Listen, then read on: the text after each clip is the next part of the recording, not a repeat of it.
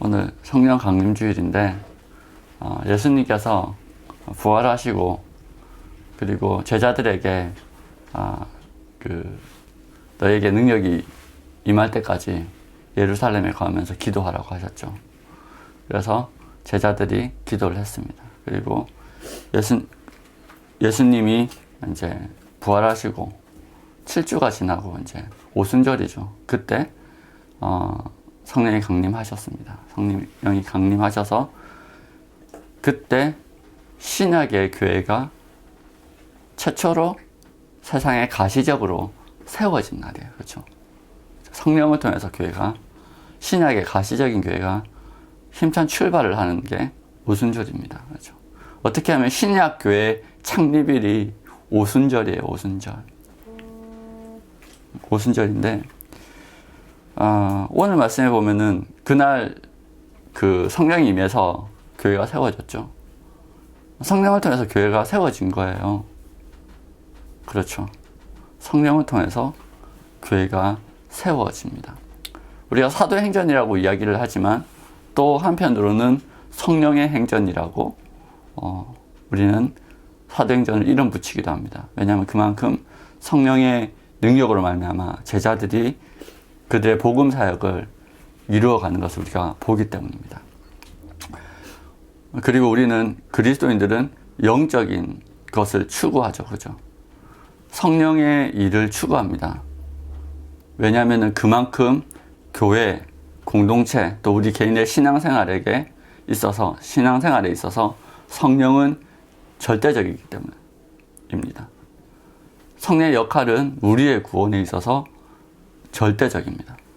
오늘 말씀에는 안 읽었지만 9절 9절에 보면은 그렇게 됩니다. 너희 속에 하나님의 영이 거하시면 너희가 육신에 있지 아니하고 영에 있나니 누구든지 그리스도의 영이 없으면 그리스도의 사람이 아니라.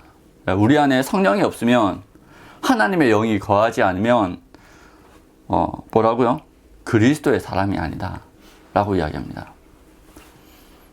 여러분 잘 생각하셔야 될 게, 성령이 임한 증거는 은사가 아닙니다. 성령이 임한 증거가 은사가 아니에요. 되게 많이 착각을 하는데, 구약에 보면은 조롱하는 말로 그런 말이 있습니다. 구약에 보면은 사울도 선지자 중에 있느냐라는 말이 있죠. 사무엘 상에 그 말이 나옵니다. 두 번이나 나옵니다. 조롱하는 말이죠. 사울이 어떤 왕이에요? 악한 왕이에요. 악한 왕. 악하다기보다는 지극히 인간적인 왕이에요. 근데 그가 예언을 하죠. 그가 방언을 합니다. 성령의 그 내리심에 감동해서. 근데 그게 사울이 성령의 사람입니까? 아니에요. 하나님의 기름 부음 받은 자를 죽이려고 다닙니다. 사무엘이 두려워하죠. 사무엘이 다윗에게 기름을 부을 때 두려워합니다. 사울 때문에. 사울이 사무엘과 다윗을 해칠까봐 두려워합니다. 사울은 악한 왕이에요. 근데 그도 성령이 깊이 임하는데, 충만하게 임하는데 가니까 예언을 하는 거예요. 방언을 하는 거예요. 그러니까 성경에 뭐라고 나와 있습니까? 사울도 선지자 중에 있느냐? 여러분, 은사, 성령의 은사, 그것 자체가 그 사람이 성령의 사람이라는 증거가 되지 못합니다. 성경은 무엇을 이야기하느냐? 성령의 열매를 이야기합니다. 영적인 사람이라는 것은, 영적인 사람, 육신에 속하지 않고 영에 속한 사람은요, 성령의 열매를 맺는 사람이에요. 근데 성령의 열매가 뭐예요? 성령의 열매는요, 성품이에요, 성품. 그리고 삶의 가치가 변하는 겁니다. 우리가 오늘 이 시간 그걸 좀 더 자세하게 알아보고자 합니다. 자, 육신에 오늘 보면은 율법의 육신으로 말미암아 연약하여 할 수 없는 그것을 하나님은 하시나니 그 죄로 말미암아 자기 아들을 죄 있는 육신의 모양으로 보내어 육신의 죄를 정하사 육신을 따르지 않고 영을 따라 행하는 우리에게 율법의 요구가 이루어지게 하려 하십니다. 육신을 따르는 자는 육신의 일을 이렇게 이야기하고 있는데, 육신을 따르는 자는 육신의 일을. 여러분, 육신의 생각, 육신의 일이 뭘까요? 뭐예요? 육신의 일은 간단합니다. 육신의 만족과 그리고 세상의 가치에 민감한 것, 내 삶이 안락한 것을 추구하는 거예요. 내 만족, 또 세상에서 이게 좋아, 세상에서 이야기하는 성공을 쫓아가는 것. 그리고 로마서에 또 보면은 세속의 풍속을 따르는 것. 세속의 풍속을 따르는 것. 그게 육신의 생각이에요. 창세기에 보면 선악과를 따먹을 때 이제 사탄이 하와를 유혹하죠. 그죠?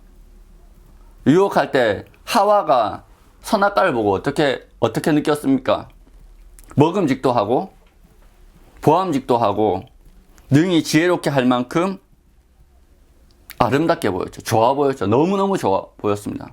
저걸 따먹으면 진짜 하나님처럼 될 것 같았습니다. 무엇을 믿었습니까? 하와가 믿은 게 뭐예요? 사탄의 말과 자기의 감정, 자기의 판단을 믿었어요. 누구 말을 믿어야 돼요? 누구 말을 믿어야 돼요? 말씀을 믿어야죠, 말씀을. 하나님이 죽을 것이다. 정령 죽으리라. 말씀하셨어요. 하나님이 시험하셨죠. 하나님, 선악을 알게 한 나무가 먹고 보니까 좋은 나무 같아요. 선악을 알게 하니까 좋은 나무. 눈이 밝아졌다 그랬어요. 어쨌든 뭔가 효험이 있는 거예요. 근데 하나님이 시험하셨어요.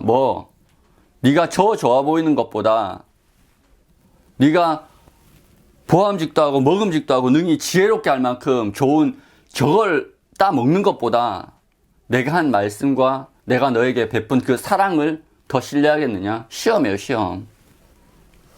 하나님은 그 중에 하나님의 사랑을 선택하기를 원하셨어요, 하와가. 인간이. 근데 자기 욕심, 이 욕심을 못 이긴 거죠. 그죠? 하와가요, 거룩했습니다. 죄가 없었어요. 우리보다 훨씬 더 거룩했어요, 아담이. 죄가 없었다니까요. 훨씬 더 지혜로웠습니다, 아담이. 세상의 모든 만물의 이름을 지은 게 아담이에요. 어마어마하게 지혜롭고요. 어마어마하게 거룩했습니다. 근데 그가 어떻게 되었어요? 타락했어요. 거룩했지만, 지혜로웠지만, 어때요? 그 욕심 때문에, 그 자기가 좋아 보이는 그걸 선택했기 때문에 하나님의 말씀을 떠나게 되었습니다. 내가 좋아하는 그것을 얻기 위해서 내 힘과 내 시간과 내 재물을 쓰는 사람, 뭐라고요? 육신에 속한 사람이에요. 세상에서도 마찬가지예요. 얼마 전에 삼성에서 기술 유출이 있었죠. 중국에 누군가 기술을 팔아치웠습니다. 100억대인가요? 그 뇌물을 받고 팔았어요. 근데 그것 때문에 그게 만약에 핵심 기술이었으면요, 그거는 조 단위의 국가적 손실을 미칩니다. 왜요? 핵심 기술이 넘어가면 그 기술 가지고 경쟁 제품을 만들 거잖아요. 그렇죠? 그러면 원래 100조를 벌 수 있었는데 경쟁사 때문에 몇십조, 심하게는 시장 자체를 빼앗겨 버리는 거예요. 자기가 몇 억 얻기 위해서 나라를 팔아먹는 거죠. 그래서 현대에 있어서 기술 유출은요, 매국 행위와 똑같습니다. 노암 촘스키가 한 10여 년 전에 그런 이야기를 했어요. 우리나라가 부패로 말미암아 1년에 있게 되는 해가 드러난 것만 한 해 수십조에 달한다고 그랬습니다. 부패는요, 뭐예요? 자기의 눈앞에 작은 이익을 위해서요, 공동체를 파괴하는 행위입니다. 이기적인 사람. 여러분, 이기적인 거는요, 자기의 욕심을 따르는 건요, 결국에는 자기한테 좋을 것 같지만 자기가 살아가는 터전 자체를 망쳐버립니다.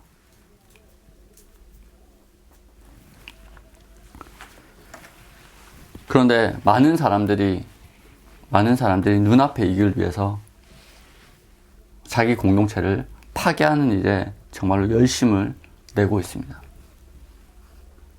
정말로 그래요. 그래서 우리는 깨어 있어야 되는 거예요. 그리스도인은. 세속에도 그렇지만, 세상에도 그렇지만, 이 땅도 그렇지만, 하나님의 나라는 더하겠죠. 하나님의 나라는 이기적인 자들이 들어갈 수가 없는 나라입니다. 예수님께서 뭐라고 말씀하셨습니까? 누구든지 자기를 부인하고. 여러분, 자기를 부인하는 이타적인 삶이 아니면 하나님 나라에 들어갈 수 없습니다. 여러분, 바울이 어떤 사람이었어요? 바울이 어떤 사람이었습니까? 원래 바울은 바리새인이었어요. 그리고 유대인 중에 유대인이었어요. 그리고 산헤드린이라는 유대인의 입법권과 사법권과 행정권을 독점한 그런 공의의 회원이었습니다. 사회적 명예와 권력과 지위, 부귀영화를 약속받은 사람이에요. 근데 그가 예수 그리스도를 만나고 어떻게 되었습니까? 모든 것을 해로 여김은 그리스도를 얻고 그는 바리새인의 정체성을 버렸고 유대인에게는 유대인처럼 헬라인에게는 헬라인처럼 자기를 그리스도의 복음으로 말미암아 자기를 변화시키는데 주저함이 없었던 사람입니다. 그는 유대인은 거리끼고 헬라인은 미련하게 보이는 어떤 길을 갔어요? 십자가의 도를 걸었습니다. 왜? 그리스도로 말미암아 그리스도를 얻기 위해서. 그게 영적인 거예요. 영적인 사람은요, 하나님의 말씀을 기뻐합니다. 첫 번째. 그리고 두 번째, 주님의 인도하심을 바라고 순종하기 위해서 기도합니다. 그리고 순종하는 삶을 살아갑니다. 오늘 말씀에 나오는 것처럼 많은 교회 다니는 사람들이 성경은 좀 알아요. 예수 그리스도 안에 있는 자에게는 결코 정죄함이 없다고 스스로 마인드 컨트롤 합니다. 근데 정작 자신은, 가슴에 손을 얹고 생각해보면은 정작 자신은 뭐요? 이기적이죠. 자신은 육신의 생각에 매여서 살아갑니다. 여러분, 세상이 저렇게 흘러가는데, 세상 풍속이 이런데, 나는 못 따라가면 어떻게 하지? 그거에 불안함을 느껴요. 어떻게 된 게. 주님이 인도하시겠다는데, 정작 자신은 육신의 생각에 사로잡혀 살아갑니다. 그것을 얻고자, 세상에서 좋아 보이는 걸 얻고자, 육신의 정욕, 육신의 평안함, 안목의 정욕, 좋아 보이는 것, 다른 사람이 부러워할 만큼 좋아 보이는 것, 그리고 이생의 자랑, 명예, 권력, 이런 것들을 얻고자, 그게 성공이라고. 그게 없으면 주님이 분명히 내 안에 있는데, 주님이 전부잖아요. 바울의 말을 들어봐도, 성경에 어디를 찾아봐도 주님이 모든 것이잖아요. 주님을 얻기 위해서 어떻게 해야 돼요? 모든 것을 해로 여겨야 돼요. 그게 말씀이에요. 주님이 계세요. 그런데 그걸 얻기 위해서 내 안에 말씀하시는 주님의 음성의 길을 닫아버립니다. 처음에는 뭐요? 좀 죄책감이 들어요. 근데 점점 들지 않습니다. 어떻게 돼요? 바울이 뭐라고 이야기합니까? 너희는 성령을 소멸하지 말며. 여러분, 성령이 오세요. 그런데요, 순종이 한 번 지체되고 두 번째 거역하고 세 번째 무시하면요, 우리 안에 주님이 생명으로 주신 그 성령을 우리 안에 소멸해요. 그리고 마음이 굳어져요. 그렇게 하나님의 뜻과 다르게 살면서 이 본문은 외우는 거예요. 그리스도 예수 안에 있는 자에게는 결코 정죄함이 없나니. 정죄함이 없대요. 죄책감이 없으니까. 죄책감을 이 말씀으로 털어버려요. 근데 뭐예요? 분명히 말씀하셨어요. 성경은 뭐예요? 그리스도 예수 안에 있는 자들. 예수님이 뭐라고 말씀하셨어요? 그리스도 예수 안에 있는 자들은 어떤 자들이에요? 네가 내 안에, 내 말이 너희 안에 충만히 거해야 되고, 예수님의 생각과 우리의 생각이 같아져야 돼요. 그게 증거예요. 그런데 분명히 삶은 육신의 삶을 따르면서, 분명히 삶은 자기 욕심을 따라서, 자기의 이기심을 따라서, 자기의 정욕을 채우기 위해서 살아가면서 이 말씀으로 액땜하고 있는 사람들을 많이 봤습니다. 여러분, 오히려 그리스도 예수 안에 있는 자들은 날마다 회개합니다. 성령의 빛, 말씀의 빛이 마음을 비출 때요, 회개합니다.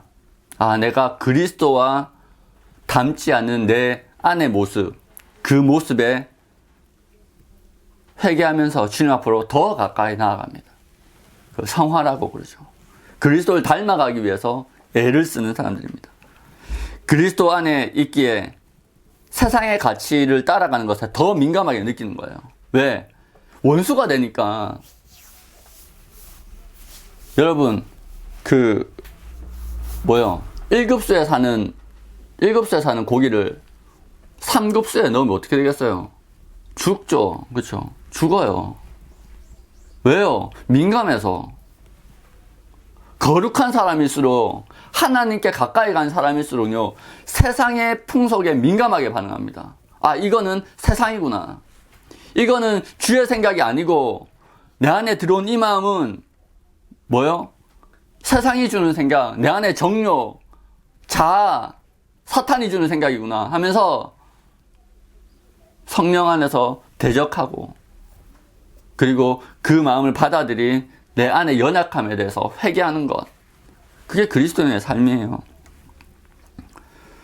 그래서 루터는 회개한 죄인은 날마다 회개한다라고 이야기하는 겁니다. 여러분, 회개한 자는요, 날마다 회개해요. 왜? 거룩하기 때문에 더 거룩을 주님께로 나가기를 추구합니다. 그런데 그 반대의 사람들이 오히려 그리스도 예수의 사람은 결코 정죄함이 없나니. 여러분, 날마다 주님 안에서 회개하기 때문에 정죄함이 없는 거예요. 정죄할 게 없는 거예요. 왜? 하나님이 그 사람 보면 너무 기쁘거든. 뭘 정죄하겠어요? 아, 네가 그리스도 안에서, 예수 안에서, 내 독생자 안에서 날마다 거룩해지는구나. 하나님 너무 기쁘신 거예요. 회개하는 자를 위해서. 누가 정죄해요? 하나님이 날마다 편들어 주시는데. 그래서 그리스도 예수 안에 있는 자는 결코 정죄함이 없는 거예요. 여러분, 회개하는 자가 정죄함 받지 않아요. 회개는요, 단순히 죄책감하고는 다릅니다. 죄책감은요, 내가 죄를 책임져야 된다는 마음이에요.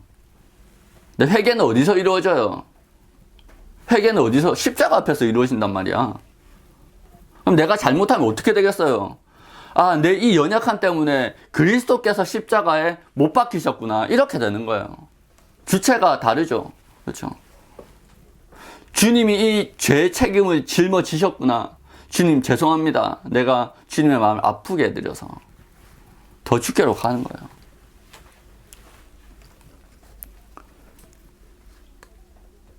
여러분, 그리스도 예수 안에 회개하는 자들에게는 결코 정죄함이 없습니다. 그 회개 가운데 날마다 거룩해지고 성화의 길을 걷는 자들에게는 결코 정죄함이 없습니다. 그리고 그 길에 뭐가 있습니까? 그 길에요. 그 길에 열매를 맺는 겁니다. 성령의 열매를 맺습니다. 사랑과 희락과 화평과 오래 참음과 자비와 양성과 충성과 온유와 절제의 열매를 맺습니다. 거룩해지는 그 삶 속에, 우리의 마음 속에 주께로 거룩해지는 그 삶, 예수께로, 하나님께로 더 가까이 나아가는 삶, 그 과정 속에서 맺어지는 것이, 우리의 거룩해지는 과정 속에서 맺어지는 것이 뭐예요? 성령의 열매예요.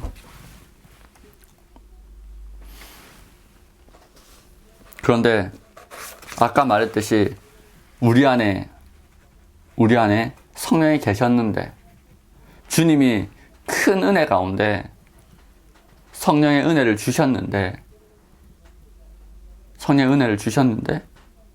그 은혜를 소멸한 자들이 있어요. 우리 잘 아시는 말씀이에요. 히브리서 6장 5절에서 8절까지 말씀. 4절에서 8절까지 말씀. 제가 한번 읽어보겠습니다. 한번 빛을 받고 하늘의 은사를 맛보고 성령에 참여한 바 되고 하나님의 선한 말씀과 내세의 능력을 맛보고도 타락한 자들은 다시 새롭게 하여 회개하게 할 수 없나니 이는 그들이 하나님의 아들을 다시 십자가에 못 박아 드러내놓고 욕되게 함이라. 땅이 그 위에 자주 내리는 비를 흡수하여 밭가는 자들이 쓰기에 합당한 채소를 내면 하나님께 복을 받고, 만일 가시와 엉겅퀴를 내면 버림을 당하여 저주함에 가까워 그 마지막은 불사름이 되리라. 여러분, 우리가 예수를 처음 영접했을 때 하늘의 은사를 맛보고 너무너무 하나님 안에서 기쁜 삶을 시작합니다. 그런데 세상의 유혹에, 세상의 위협에, 유혹도 있지만 위협도 있죠.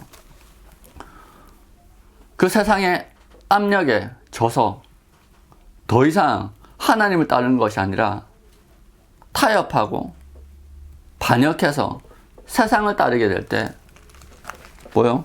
그게 뭐와 같다고요? 그리스도를 다시 십자가에 못 박아서 그리스도를 욕먹게 하는, 그리스도를 수치스럽게 하는 행위라는 거예요. 여러분, 얼마나 그런 사람이 많습니까? 그렇죠? 그리스도를 수치스럽게 만드는 사람들이 너무너무 많아요. 너무너무 많습니다. 머릿속에 떠오르는 사람도 있나요? 어쨌든 너무너무 많습니다. 여러분, 우리는 그런 악한 길로 빠지지 않기를 소망합니다. 여러분, 성령의 오신 이유는요, 우리를 거룩하게 하기 위함입니다. 은사를 주시기 위해서 그런 게 아니에요. 은사는 구약에도 있었어요. 은사는 구약 성경에도 나와요. 그때 뭐라고 그러냐면 성령이 하나님의 신이 그 위에 있더라. 위에 있더라. 말씀하세요. 그런데 신약에는 어떻게 됩니까? 예수님이 뭐라고 기도하셨어요? 하나가 되게 하옵소서. 우리와 하나님이 성령 안에서 하나가 되게 하옵소서 기도하시잖아요. 지난주에 설교에. 위에 그냥 거하시는 게 아니고요. 주님 뭐가 되기를 원하셨다고요? 하나가 되기를 원한다. 그리고 또 우리가 하나가 되기를 원하셨습니다. 여러분, 성령의 열매가 뭡니까? 성령의 열매가 사랑과 희락과 화평과 오래 참음과 자비와 양성과 충성과 온유 절제. 이 다 어디서 나타나는 거예요? 관계 속에서, 공동체 안에서 나타나는 거예요. 혼자 섬에 떨어져 있는데 이 성품이 드러날 기회도 없고 드러날 장도 없어요. 환경 속에서, 우리가 함께 모여있는 환경 속에서 이런 성령의 열매들이 드러나요. 사랑 못하면은요, 우리 어떻게 그리스도인인 걸 증명할 건데요. 세상에 나가면은요, 내가 세속적이라는 걸 증명하는 건 너무 쉬워요. 그쵸? 너무 쉬워요. 그냥 세상에 그냥 살면 돼요. 이기적으로. 내 감정에 충실하게. 내 기호에 맞게.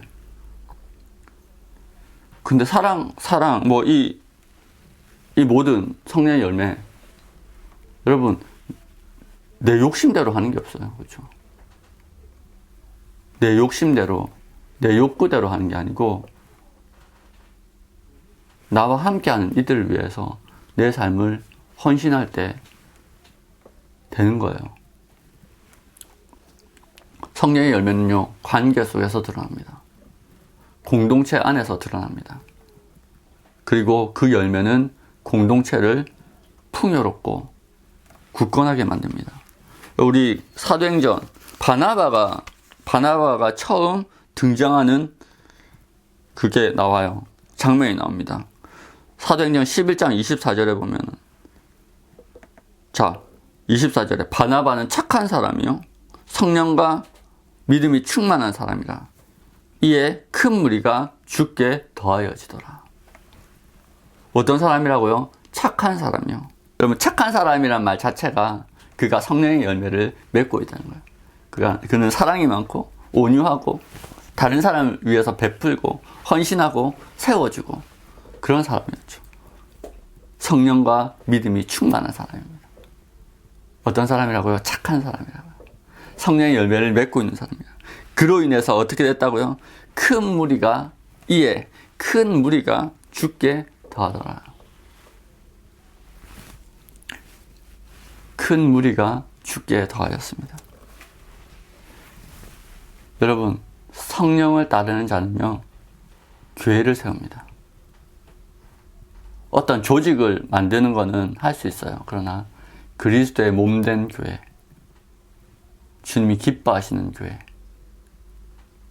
공동체를 만드는 것은 성령이 충만한 사람을 통해서 이루어집니다. 성령이 임하실 때 이 세상에, 이 지상세계에 주님의 몸된 교회가 가시적으로 드러난 것에는 이유가 있습니다. 성령은 개인적으로는 우리의 삶을 거룩하게 주님을 닮게 변화시킵니다. 그리고 성령의 열매를 맺게 하십니다. 그리고 그 성령의 열매를 맺은 자들이 모여서 그리스도의 말씀을 전함으로 이루어지는 것이 교회입니다.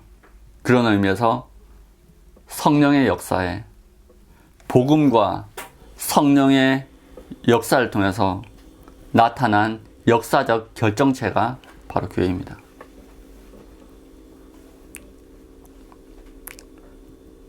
우리는 많은 실패를 합니다. 실패를 할 때를 되돌아보면은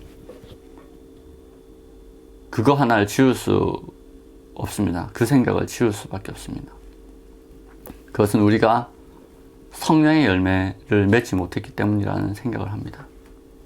우리가 조금 더 사랑했으면, 조금 더 지혜로웠으면, 조금 더 상대를 품어줬으면, 조금 더 진리에 깨어 있었으면, 여러 가지 방법을 찾습니다. 그렇지만 답은 항상 성경에 있습니다. 우린 성령의 열매를 온전히 맺지 못했기 때문입니다. 주님의 몸, 주님의 교회는요, 주님과 DNA가 같아야 돼요. 그렇죠? 그래서 주님의 몸이기 때문에. 피를 수혈할 때 혈액형이 맞지 않으면 혈액이 응고되잖아요. 그럼 사람이 어떻게 돼요? 죽죠. 그렇죠? 장기를 이식하는데 이게 맞지 않으면 거부 반응으로 인해서 더 빨리 죽습니다. 그렇죠? 우리가 그리스도의 공동체를 만들겠다고 이야기하지만 우리 안에 그분의 유전자, 그분의 형질로 채워지지 않으면 아무리 노력해봤자 열심히 수술해서 이게 심장이나 간이나 콩팥이나 외과적 시술은 했는데 외적으로 잘 모양을 맞춰 넣었는데 유전자가 다른 거예요. 우리 안에 그리스도의 성품이 없는 거예요. 서로 판단은 많이 하지만 그 판단을 뛰어넘어서 그 연약함을 내가 덮어서 서로의 십자가를, 서로의 짐을 져주는 사람이 없는 거예요. 어떻게 돼요? 괴사가 내 속에서부터 썩어 들어가는 거죠. 피가 굳고 교제가 안 되고 외형이 무너지고 결국에는 망하게 됩니다. 여러분, 성령은요, 우리 가운데 특별한 방언이나 예언이나 그런 은사를 주러 오신 분이 아니에요. 물론 그것도 따릅니다. 왜? 성령이 계시니까 더 많이 그 역사가 일어날 수 있습니다. 지금도 선교지에는 이 교회가 안정적인 이 한국보다는 훨씬 더 많은 성령의 역사가, 기적이 일어납니다. 실제로 경험했고 체험해 보았습니다. 그러나 그게 목적이 아닙니다. 그거는 사라질 것입니다. 온전한 것이 오면, 온전한 것이 올 때는요, 부수적인 거는 사라집니다. 바울은 그것을 때로는 성령의 열매라고도 하지만 때로는 그것을 사랑이라고도 이야기합니다. 온전한 것, 여러분, 그것을 구해야 됩니다. 성령은 그것을 위해서 오셨습니다. 여러분, 우리가 우리 가운데 성령을 주신 하나님의 뜻을, 예수 그리스도의 뜻을 잘 기억하고 묵상하고, 그렇게 우리가 우리를 주님 앞에 드리고 우리를 변화시키고 또 변화된 우리를 통해서 주님의 교회가 세워지기를 기도하는 저와 여러분들 되었으면 좋겠습니다. 기도하겠습니다.